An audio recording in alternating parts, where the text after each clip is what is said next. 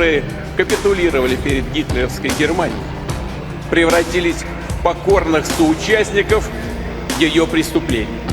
পুতিনের শক্তির প্রদর্শন নাকি চাপের সংকেত? রাশিয়ার ভিক্টোরি ডে প্যারেড ঘিরে নতুন প্রশ্ন। রাশিয়ার আকাশে যুদ্ধ বিমানের গর্জন, মস্কোর রেড স্কোয়ারের হাজারো সেনা, আর বিশ্বজুড়ে একটাই প্রশ্ন, রাশিয়া কি আবারও শক্তির বার্তা দিল, নাকি এবারের ভিক্টোরি ডে প্যারেড লুকিয়ে দিল এক ভিন্ন বাস্তবতা? কারণ যেদিনে সাধারণত ট্যাঙ্ক, ক্ষেপণাস্ত্র আর ভয়ঙ্কর সামরিক শক্তির প্রদর্শন হয়, সেই অনুষ্ঠান নিয়েই এবার উঠেছে নানা প্রশ্ন। কি দেখল রাশিয়া, আর কি দেখল না? আর এর পেছনে কি ইউক্রেন যুদ্ধের প্রভাব আছে? ভিডিওর শেষ পর্যন্ত দেখুন। প্রতি বছর 9 মে দ্বিতীয় বিশ্বযুদ্ধে নাৎসি জার্মানির বিরুদ্ধে বিজয় স্মরণে রাশিয়া পালন করে ভিক্টোরি ডে। এই দিনটি শুধু স্মৃতির অনুষ্ঠান নয়, এটি রাশিয়ার জন্য শক্তি, জাতীয়তাবাদ এবং সামরিক সক্ষমতা দেখানোর একটি বড় মঞ্চ।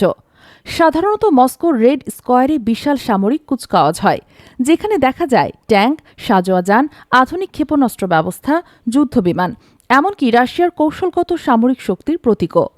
কিন্তু এবারের আয়োজনে অনেকের চোখে পড়ে এক ভিন্ন চিত্র। বিশ্লেষকদের মতে আগের বছরের তুলনায় কিছু ভারী সামরিক প্রদর্শনী সীমিত ছিল, আর এর পেছনের কারণ হিসাবে আলোচনা এসেছে ইউক্রেন যুদ্ধ, নিরাপত্তা ঝুঁকি এবং ড্রোন হামলার আশঙ্কা। কারণ সাম্প্রতিক সময়গুলোতে রাশিয়ার ভেতরে বিভিন্ন স্থাপনায় হামলার খবর বিশ্বজুড়ে আলোচনা এসেছে। তবে রাশিয়ার বার্তা ছিল স্পষ্ট, আমরা দুর্বল হইনি। রুশ প্রেসিডেন্ট ভ্লাদিমির পুতিন অনুষ্ঠানের ভাষণে দ্বিতীয় বিশ্বযুদ্ধের ইতিহাসের সঙ্গে বর্তমান নিরাপত্তা পরিস্থিতির যোগসূত্র টানেন। Подвиг поколения победителей вдохновляет воинов, выполняющих сегодня задачи специальной военной операции. তার বক্তব্যে উঠে আসে জাতীয় নিরাপত্তা, পশ্চিমা চাপ এবং রাশিয়ার অবস্থান।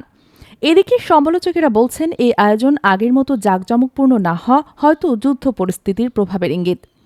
অন্যদিকে সমর্থকেরা বলছেন যুদ্ধের মাঝেও রাশিয়া দেখিয়েছে তারা এখনও সংগঠিত এবং প্রস্তুত।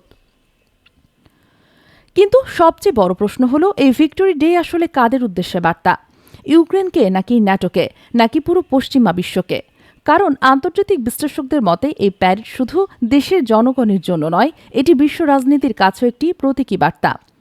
একদিকে যুদ্ধ চলছে, অন্যদিকে শক্তি প্রদর্শনের মঞ্চও চলছে, আর এখানেই তৈরি হচ্ছে নতুন প্রশ্ন।